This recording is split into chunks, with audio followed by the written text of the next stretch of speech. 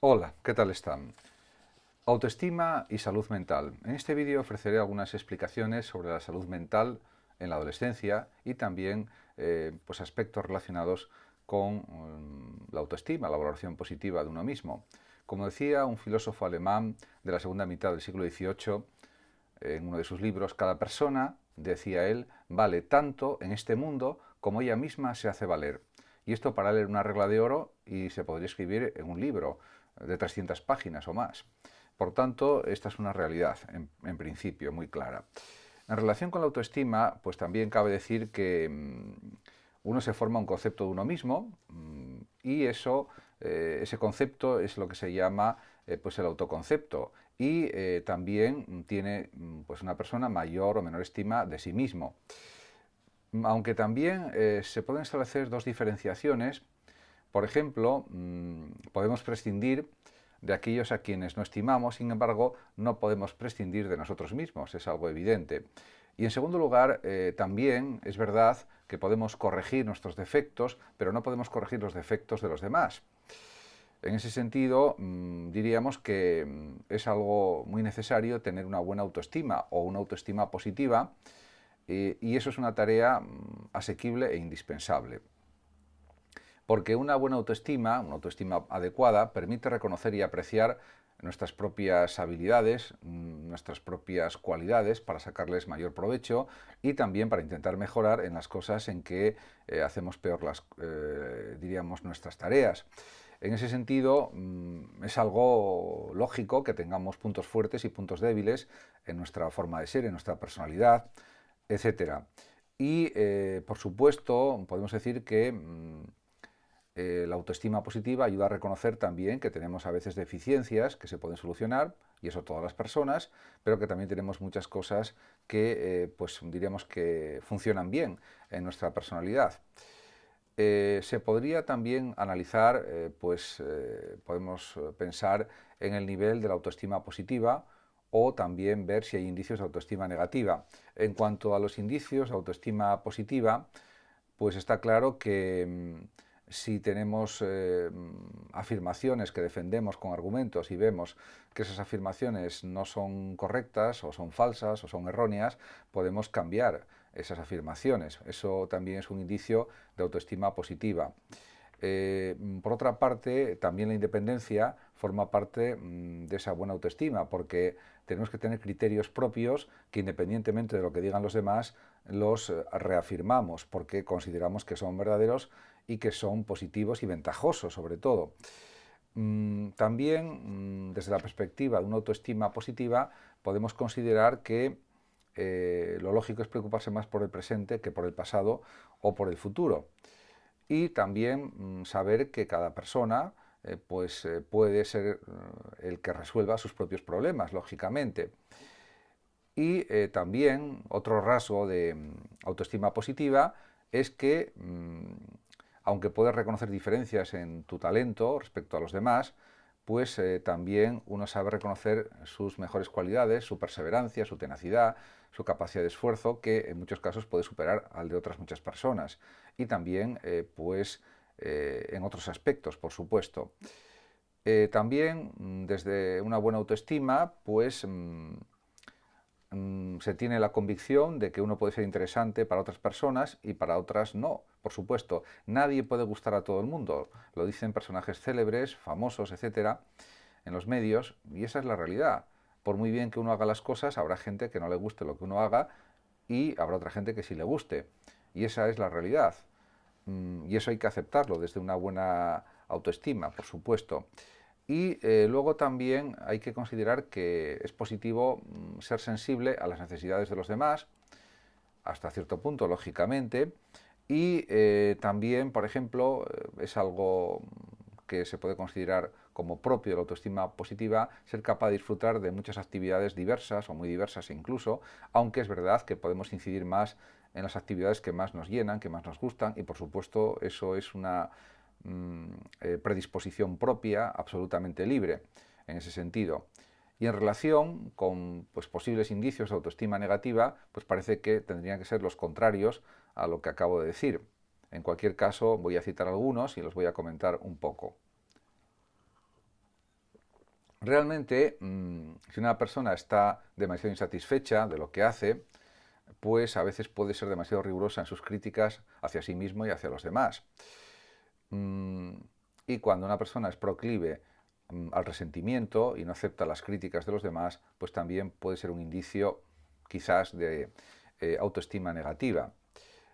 O también cuando se tiene un miedo exagerado a equivocarse y eso provoca pues una suerte de indecisión crónica o de inacción o de pasividad. Y la pasividad es lo peor que nos puede pasar. Primero pensando que la perfección es imposible, otra cosa es que busquemos hacer lo mejor que podamos las actividades que queramos. Eso, por supuesto, es lícito, es lógico, es entendible, pero sin demasiado autoperfeccionamiento o sin caer en un excesivo perfeccionamiento, podríamos decir, porque eso también pues nos lleva a la inacción o a la lentitud en lo que hacemos, etcétera, etcétera. Por otra parte, a veces tampoco es conveniente, lógicamente, exagerar los errores que se cometen y también, por ejemplo, pues no saber aceptar que a veces las cosas no salen como uno quiere y eso le pasa a todo el mundo. Incluso a los genios y a los grandes genios le pasan ese tipo de cosas. Por otra parte, también es posiblemente un indicio de autoestima negativa exigirse a sí mismo excesivamente o por encima de las posibilidades y sentirse inferior a los demás si no se alcanzan esos objetivos excesivos que se han dispuesto o preparado. Entonces, también, desde una autoestima negativa, a veces se observa que las personas que la tienen, pues se irritan con demasiada facilidad ante pequeños problemas, ante pequeños inconvenientes que le suceden a todas las personas. Y también la autoestima negativa puede llevar a estados depresivos, a estados irritativos, en definitiva, a verlo todo en negro y a no disfrutar de la vida. Y eso es algo que, por supuesto, hay que evitarlo a toda costa. En ese sentido, pues esto también está en relación con, por ejemplo, cuestiones de salud mental en la adolescencia. Y en este orden de cosas, pues cabe decir que estudios avalados por la Organización Mundial de la Salud calculan que entre un 10 y un 20% de los adolescentes a nivel mundial sufren trastornos mentales. Es una cifra que es muy elevada, bien sea el 10% o el 20% o el 15%. Y es algo preocupante, pero es que esto no solamente se extiende a los adolescentes o jóvenes o incluso niños, sino que también se extiende a la población adulta y a la población mayor, vamos a decirlo así. Y es un problema que está preocupando a las autoridades sanitarias, no solamente de España, también de Francia, de Alemania, de Italia, del Reino Unido y otros muchos países europeos y también a nivel mundial. Entonces hay que reaccionar ante este tipo de situaciones e intentar conseguir pues, evitarlas, que sucedan, aunque es una tarea realmente muy difícil. Como también dice la OMS, estas cifras son ya por sí mismas alarmantes, sin ninguna duda. Pero también hay otro problema más preocupante, es que estos trastornos a veces o muchas veces ni se diagnostican y ni se tratan adecuadamente en consecuencia, porque en muchos casos, en muchos países, no se han elaborado planes ni estrategias para tratar este problema. Y pues ahora empieza a ser calificado este problema como una pendiente silenciosa, una pendiente que está aumentando. Y también hay que considerar que la adolescencia, por supuesto, es una etapa crucial de la vida de una persona, porque en ella se consolidan los hábitos saludables que se han podido adquirir durante la infancia y ahí se consolidan, se confirman y sirven para el resto de la vida, para la etapa adulta y la etapa, pues vamos a decir, de la vejez, por decirlo más claramente.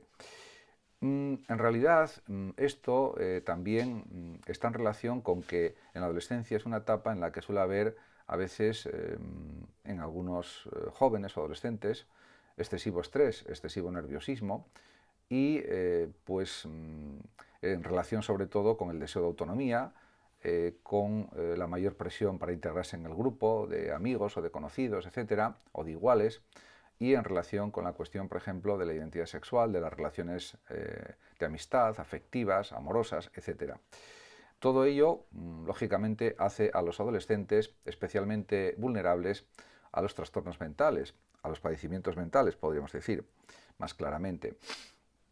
En este sentido, también pues, conviene poner sobre la mesa que la situación pues, suele complicarse o suele agravarse cuando a esa vulnerabilidad natural se añade un contexto social desfavorable, como el causado por circunstancias como una mala calidad de la vida doméstica, problemas socioeconómicos graves, por ejemplo, violencia de todo tipo, acoso o bullying o situaciones de estigmatización o de odio, etcétera.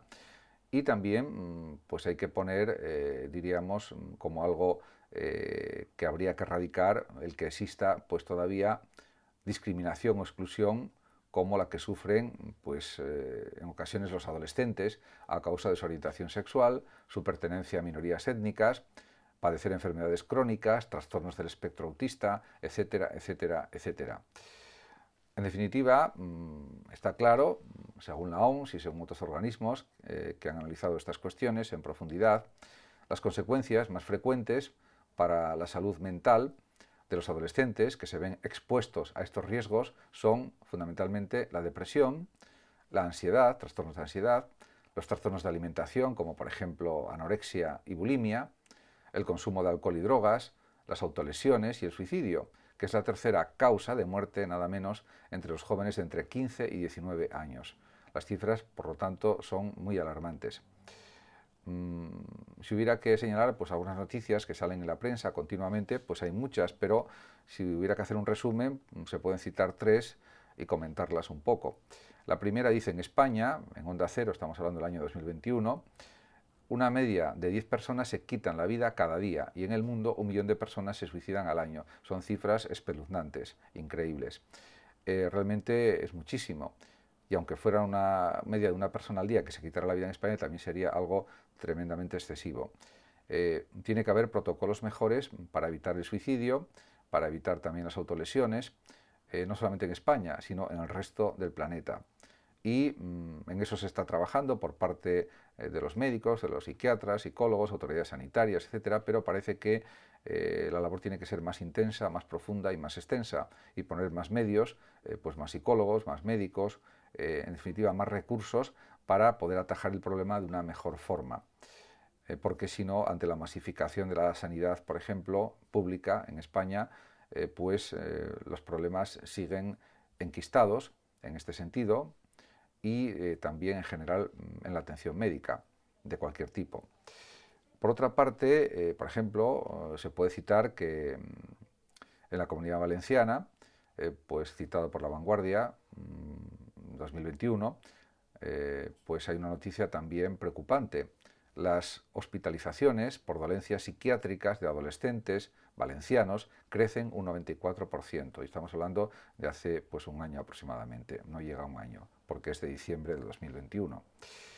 Realmente, pues todo esto pone de manifiesto que hay muchísimo trabajo por hacer para prevenir este tipo de dolencias psiquiátricas o dolencias psicológicas y que pues hay que bueno, contar con más psicólogos, con más psiquiatras, con más médicos de familia, etcétera, ¿no? Y con un servicio de salud mejor, en definitiva. Por otra parte, también en el año 2021 hay otra noticia que también llama la atención, del medio hola.com, que dice lo siguiente. Los expertos llevan avisando unos meses del gran empeoramiento que ha sufrido la salud mental de los adolescentes a consecuencia de la pandemia por coronavirus. Es uno de los grupos que más ha sufrido emocionalmente por las restricciones y la situación. En efecto, eso ha dejado huella en los adolescentes, en una parte considerable de ellos, en otros quizás no tanto o menos, y también en la población adulta en general. Tampoco hay que no tomar nota de que la población adulta en general y la población mayor también han sufrido mucho o muchísimo por causa del coronavirus, por la situación del confinamiento que hubo, etcétera, etcétera, y las restricciones. Pero eso se puede superar con una buena atención psicológica o se puede superar con pues unos procedimientos, unas capacidades para saber actuar ante esos problemas. O sea, las personas tienen que ser suficientemente resilientes o saber técnicas de resistencia psicológica o resiliencia, podríamos llamar también, resistencia psicológica, quizás sea más claro, para saber cómo afrontar los problemas y superarlos aunque en algunos casos o en muchos sea necesario ir al psicólogo o al psiquiatra o al médico de familia, pero tener esos recursos de resistencia psicológica, de fuerza psicológica, de fortaleza psicológica, también son necesarios para reconducir estas situaciones. Y si no se pueden reconducir de esa forma, pues acudir lógicamente a los médicos, a los psicólogos o a los psiquiatras. Muchas gracias a todos por su atención. Saludos como siempre a los oyentes de Radio Sofando de México y hasta siempre.